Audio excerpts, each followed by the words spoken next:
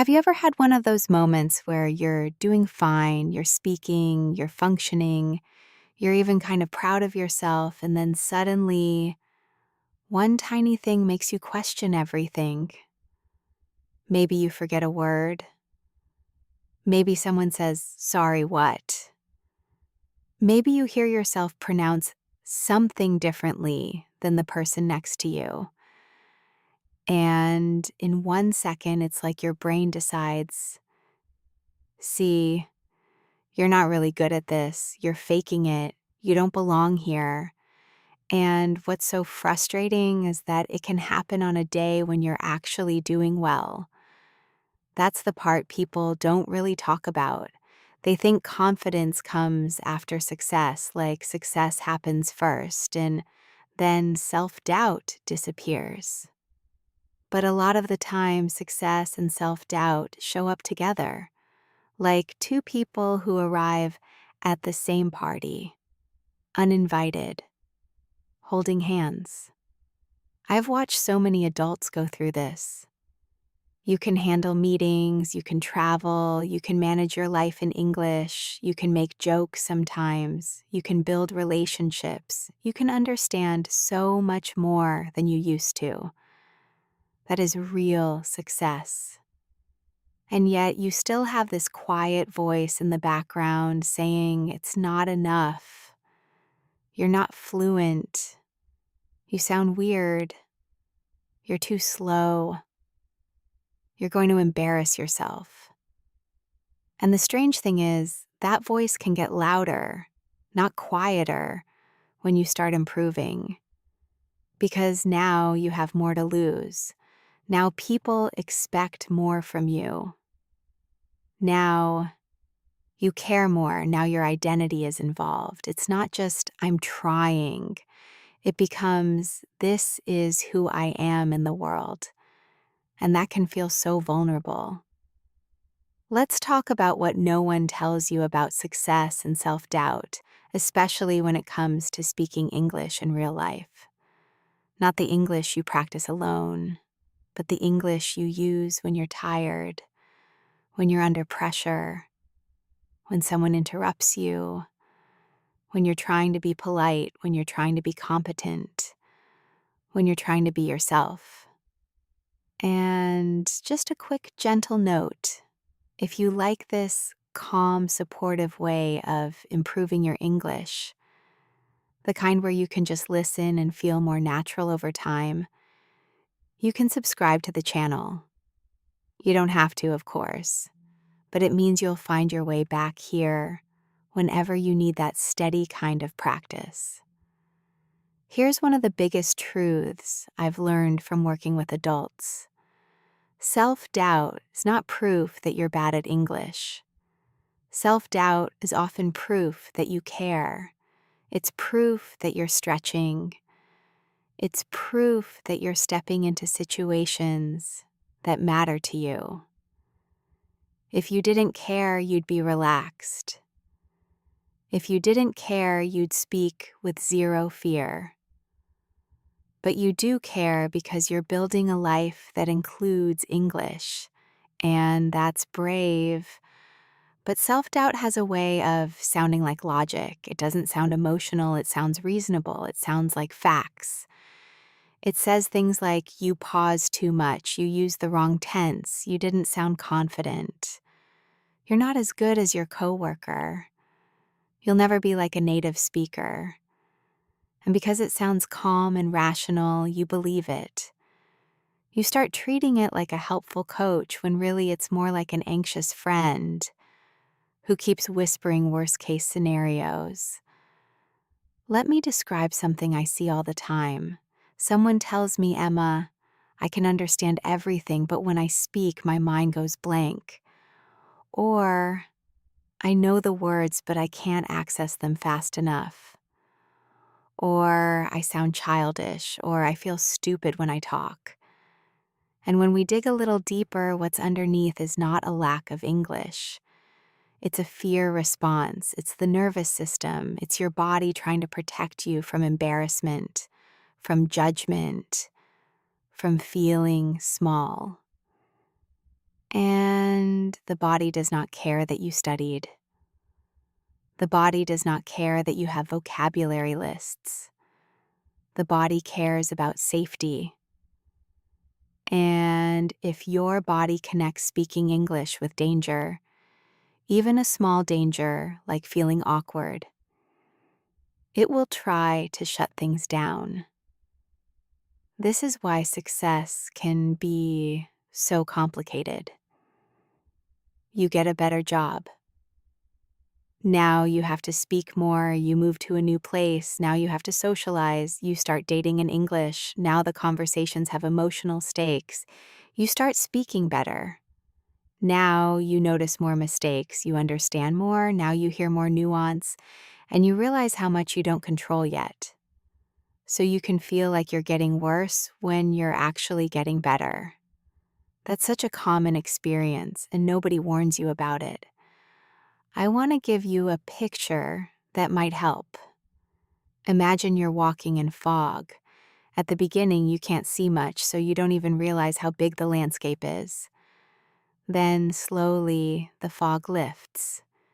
You see more, and at first that feels amazing. But then you look out, and you realize, oh wow, there's so much more out there than I thought. That moment can feel discouraging, but it's actually progress. You're seeing more because you're more capable. Now let's connect this to something very practical. Speaking English in real life is messy. Native speakers don't speak like a textbook. We interrupt ourselves. We change direction mid-sentence. We use filler words. We forget simple words. We say, like kind of, I mean.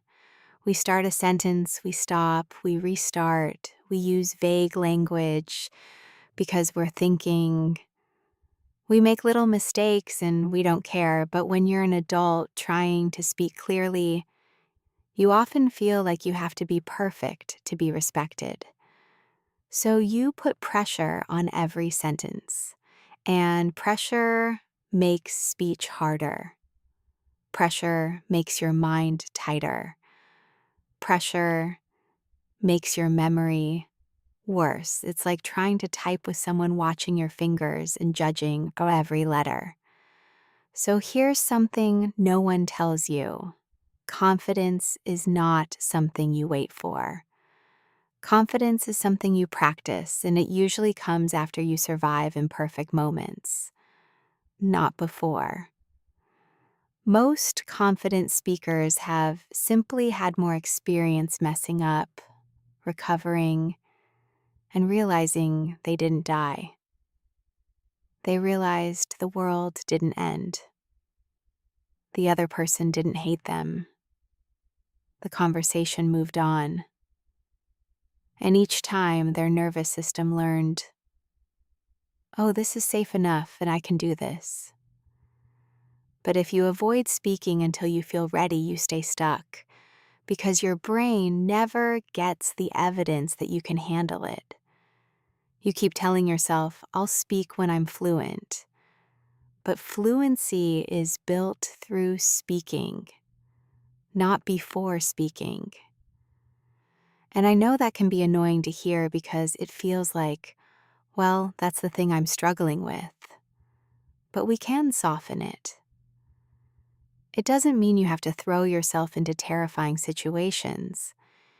It means you create small, manageable moments where you speak anyway, even with doubt sitting right there. Let's talk about the specific kind of self-doubt that shows up around success. And it often sounds like people think I'm better than I am, or they're going to find out I'm not actually good, or I got lucky, or I don't deserve this job because my English isn't perfect. This is so common, especially for adults who are competent in every other part of life. You might be smart, experienced, responsible, successful, and then in English, You feel like you're back in school. You feel younger. You feel less powerful. And that contrast can be painful. You know who you are in your own language. You know how you sound. You know your humor. You know how you argue a point. You know how you comfort someone. You know how you lead. And in English, you might feel like a simplified version of yourself. That gap creates self-doubt. And I want to say something clearly. The simplified version of you is still you, and it's not fake. It's not embarrassing. It's you using the tools available in that moment. If you can only express 60% of your personality right now, that is still real connection. That is still communication. That is still you showing up. And over time, more of you comes through. But it comes through naturally, not by force. It comes through when you stop holding your breath every time you open your mouth. One of the biggest reasons adults overthink when speaking is because they translate in their head. They try to build the sentence perfectly before they speak, like they're constructing a building. But real speaking is not construction. It's more like movement. It's more like dancing. You start, you adjust, you keep going. When you translate word by word, you create a delay. And that delay makes you feel slow. Then you panic because you feel slow. Then you lose more words, and now you're trapped. It's not because you don't know English, it's because you're trying to control it too tightly. So what do you do instead? You trust your intuition more. You let the first simple version come out. You choose clarity over perfection. You allow yourself to sound a little basic sometimes. Basic is fine. Basic is powerful. Basic is clear. And basic is often what native speakers use anyway in most daily situations. Let me put you in a real situation. You're in a meeting. Someone asks for your opinion. Your mind instantly wants to create the perfect answer. You want to sound professional, intelligent, confident, so you try to prepare the whole paragraph in your head before speaking. But while you're preparing, the meeting moves on, or someone jumps in, or you lose your place, and then you feel frustrated, and you tell yourself, I'm not good at speaking. But the issue wasn't English. The issue was the strategy. Instead, you could start with a simple frame. I think, in my experience, from what I've seen. I'm not completely sure, but let me think out loud for a second. Those are natural phrases that buy you time and let you speak while you think. Native speakers do this constantly. It's not a trick, it's just how real speech works. And by the way, if you ever feel embarrassed about pausing, remember this. A pause can sound thoughtful. A pause can sound calm. A pause can sound confident. The difference is what you believe about your pause. If you believe your pause means you're failing, you will panic inside it. If you believe your pause is normal, you will breathe inside it, and your face will stay relaxed, and the other person will simply wait. Another thing no one tells you about success is that your standards rise faster than your comfort. Your skill improves, but your expectations improve too. So you don't feel the progress. It's like climbing a mountain and moving the finish line up at the same time. You keep thinking, When I reach that level, I'll finally feel confident. And then you reach it and you immediately create a new level you should be at. This is perfectionism. And perfectionism is not the same as high standards. High standards can be healthy. Perfectionism is fear wearing a fancy outfit. Perfectionism says, if I say one thing wrong, they will judge me. If I mispronounce a word, they will think I'm not smart. If I use the wrong phrase, they will lose respect. But in real life, most people are not judging you that harshly. They're thinking about their own life. They're thinking about what they need to do later. They're thinking about their own insecurities. And honestly, when someone speaks with an accent or makes a small mistake, most people just adjust. They fill in the meaning. They move on. If anything, many people feel admiration because they know speaking in another language is hard. Now, of course, there are moments where someone is impatient or rude. That happens. But their reaction is not a perfect mirror of your ability. Sometimes it's a mirror of their personality, their stress level, their lack of empathy. And even if you had perfect English, a rude person could still be rude. So I want you to be careful not to make every negative moment a story about your worth. Here's a gentle practice I often recommend. When you have a speaking moment that feels bad, don't replay it like a punishment. Don't turn it into a movie you watch all night. Instead, replay it like a coach who is kind. Ask yourself, what actually happened? What did I communicate successfully? What part went fine?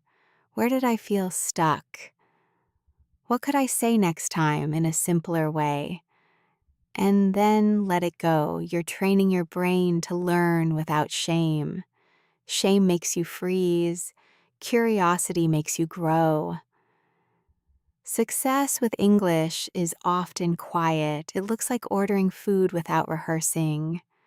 It looks like understanding a joke and laughing at the right moment. It looks like not needing subtitles sometimes.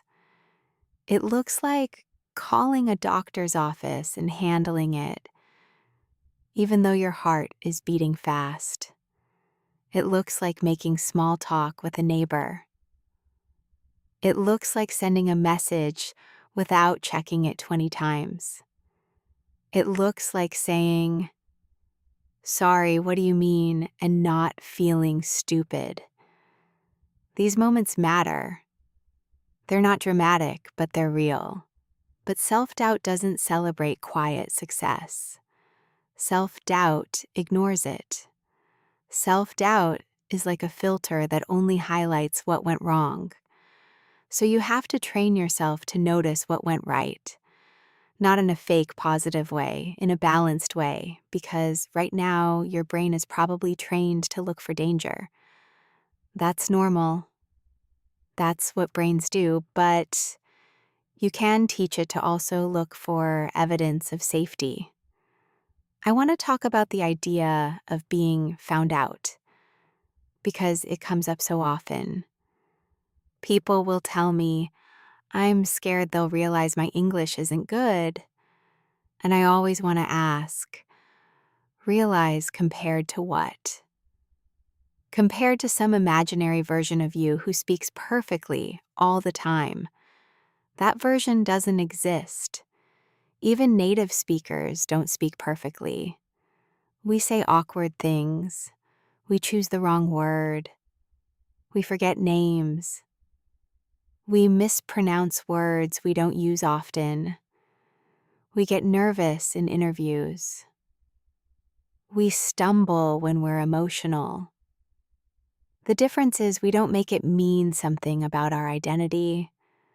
We don't think, "I am bad at my language." We just think, "That was awkward." Anyway. And you deserve that same freedom. You deserve to have an awkward moment and not make it a full story about you. You deserve to speak, make a mistake, and keep going. If you're someone who feels blocked, I want you to consider that the block might be protection. It might be your brain trying to keep you safe from feeling exposed, especially if you've had experiences where you were laughed at, corrected harshly, or treated like you were less intelligent because of your English. Those experiences leave marks, even small ones. So if your body tightens when you speak, it's not weakness, it's a learned response. So what helps? Gentle exposure, gentle repetition, and kindness. You put yourself in slightly uncomfortable situations on purpose, but not so uncomfortable that you panic. Maybe you speak up once in a meeting, even if it's one sentence. Maybe you ask one question after a presentation. Maybe you make one comment during lunch. Maybe you start a conversation with a cashier. Then you let your body learn. I did it. I survived. I'm okay. And over time, the fear response calms down. Another helpful shift is to stop trying to sound like someone else. Many adults carry this hidden belief that fluency means sounding like a native speaker. And when they can't, they feel like they're failing. But sounding like yourself in English is a more realistic goal. Your accent is not a problem. Your accent is a normal result of your life. It's a sign you've lived in more than one language, more than one culture, more than one sound system. The goal is not to erase that. The goal is to communicate clearly and feel comfortable. And comfort makes you sound more fluent anyway. Let's also talk about speed. People think fluent means fast, but fluent is not fast. Fluent is smooth. Fluent is connected. Fluent is not getting stuck all the time, and you can be smooth at a slower speed. In fact, speaking a little slower can make you sound more confident. When you rush, you're more likely to trip. When you slow down, you give your brain time to choose words without panic. And if you're worried about people losing patience, here's the thing. The right people will wait. The professional people will wait. And if someone doesn't wait, you can still hold your ground. You can say, "Let me finish my thought." You can say, "Give me 1 second." You can say, "I'm looking for the right word." Those are normal phrases. And when you say them calmly, you sound like an adult who knows what they're doing. Because you are, there's another layer to self-doubt that people rarely name. Sometimes self-doubt shows up when you're about to succeed, not after you fail. Maybe you're about to apply for a role that requires more speaking. Maybe you're about to lead a project. Maybe you're about to move somewhere new. Maybe you're about to start making friends in English. And suddenly the self-doubt gets intense. You think, who am I to do this? What if I can't handle it? What if I sound stupid? That's not a sign to stop. That's often a sign you're at the edge of growth. And success doesn't always feel good at first. Sometimes success feels like stress. Sometimes it feels like exposure. Sometimes it feels like responsibility. If you're waiting for success to feel comfortable, you might wait a long time. Comfort usually comes after you repeat the new situation enough times that it becomes familiar. So here's a question I want you to sit with. What if your self-doubt is not a warning? What if it's just noise? What if it's just your brain trying to keep you in the familiar? Because the familiar feels safe, even when it's limiting. And what if you can carry the self-doubt with you and still speak? Not because you're forcing yourself, but because you're choosing your life. I want to share something I've noticed about people who become truly confident speakers. They don't get rid of self-doubt completely. They just stop obeying it. They notice it, and they keep going. They don't wait to feel ready. They speak even when they feel a little shaky. And each time they do, they build trust with themselves. That trust is everything, because confidence is basically self-trust. It's the feeling that even if something goes wrong, you can handle it. Let's make this super real. Imagine you're at a social event. Someone asks you a question you didn't expect. Maybe it's about your job, your opinion, your country, your plans, and your mind goes blank. There's that horrible moment where you can feel your face getting warm. And now you're thinking about the fact that you're thinking. That's the spiral. In that moment, you don't need perfect English. You need one small bridge sentence to keep you in the conversation. Something like, "That's a good question, let me think." Or, how can I explain it?" Or, "I've never thought about it that way. Give me a second." Those sentences are not fancy, but they are powerful because they keep the connection alive. They also give you a second to breathe. And breathing tells your nervous system, "I'm okay." Breathing is underrated. When people feel blocked, they often hold their breath without realizing it. They speak on shallow breath, and that makes the voice sound tense and it makes the mind feel tight. So if you take one slow breath before you answer, you're not just calming down emotionally. You're giving your brain oxygen. You're giving your voice support. You're creating space.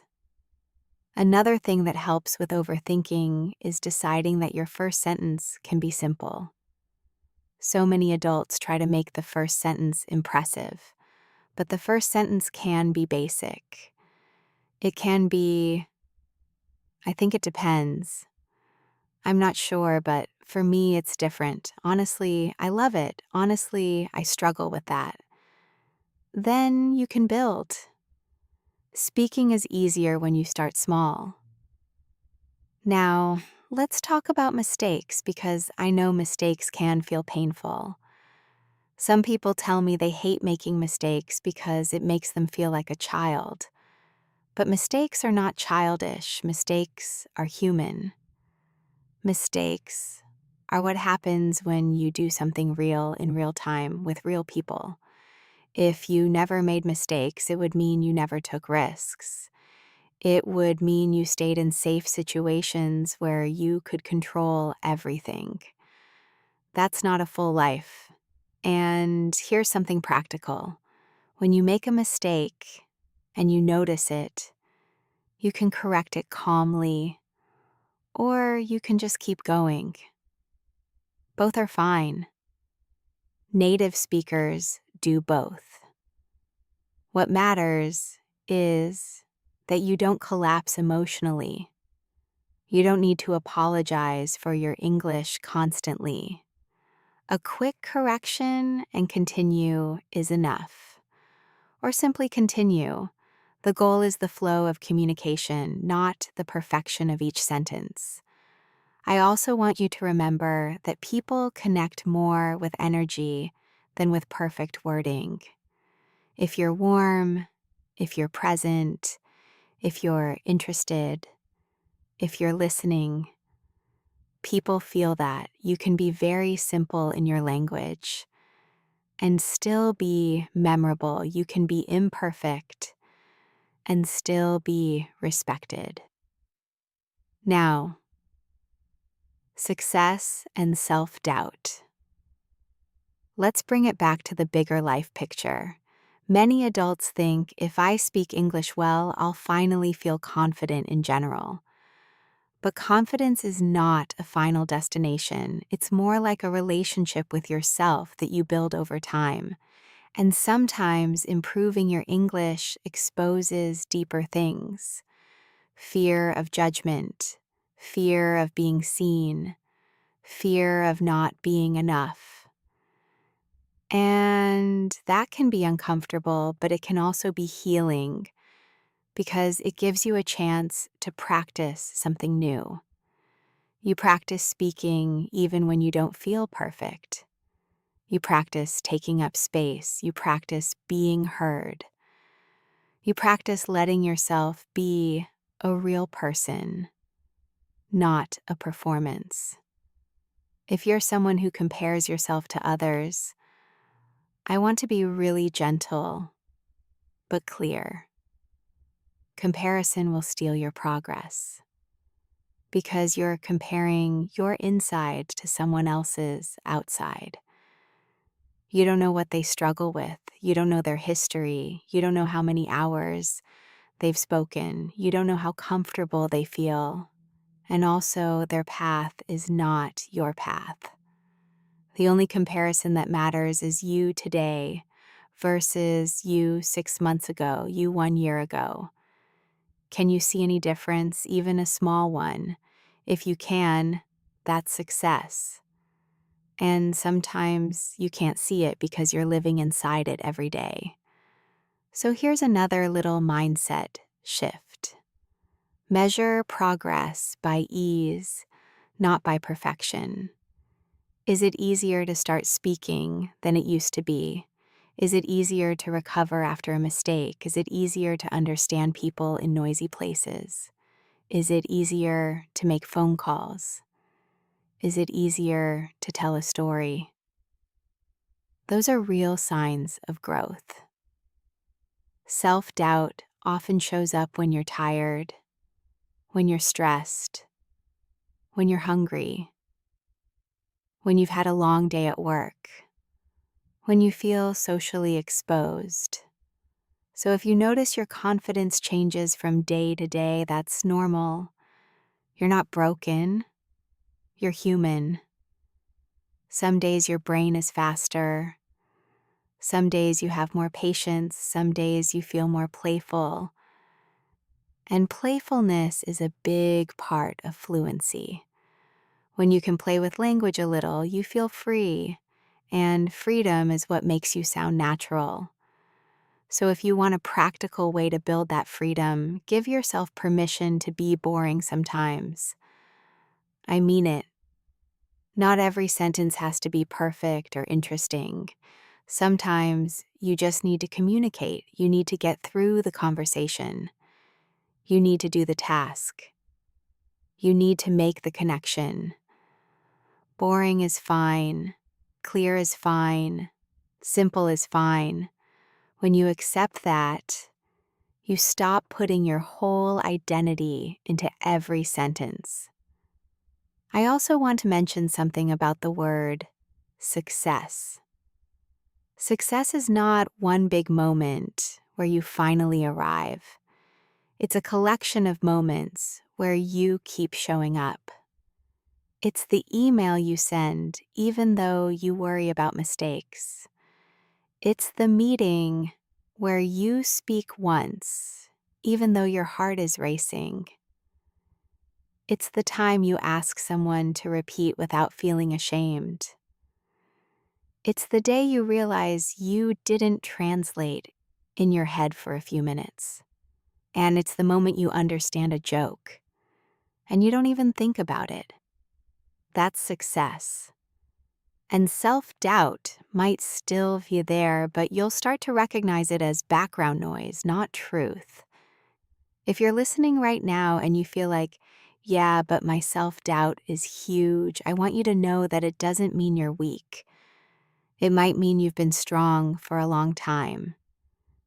People who move through the world in a language that isn't fully comfortable are often carrying a quiet stress that others don't see. You're making thousands of micro decisions all day. Word choice, tone, politeness, speed, pronunciation, cultural expectations. That takes energy. So if you feel tired or if your confidence drops, it makes sense. Give yourself credit, give yourself rest, and then come back. And when you come back to the simplest goal: connection, understanding, being understood enough. You don't need to impress everyone, you just need to communicate and be present. And the more present you are, the more your English will come when you need it, because your brain accesses language better when it feels safe. So here's a gentle closing thought I want to leave you with. What if you stopped treating self-doubt like a sign that you should stop and started treating it like a sign that you're doing something meaningful, something that matters to you, something that stretches you, because people who never try don't feel self-doubt. They just stay comfortable. But you're not here to stay small. You're here because you want a bigger life, a more connected life, a life where you can say what you mean and be yourself. Next time you feel that little wave of self-doubt before you speak, see if you can do one thing. Relax your shoulders. Take one slow breath and speak anyway. Even if it's simple, even if it's not perfect, even if your voice shakes a little, let it be real, let it be human, let it be you. That is how success actually happens. Not by eliminating self-doubt, but by moving forward with it, calmly, patiently, and consistently. And over time, you'll notice something beautiful. Your self-doubt will still visit sometimes, but it won't run your life. Your voice will,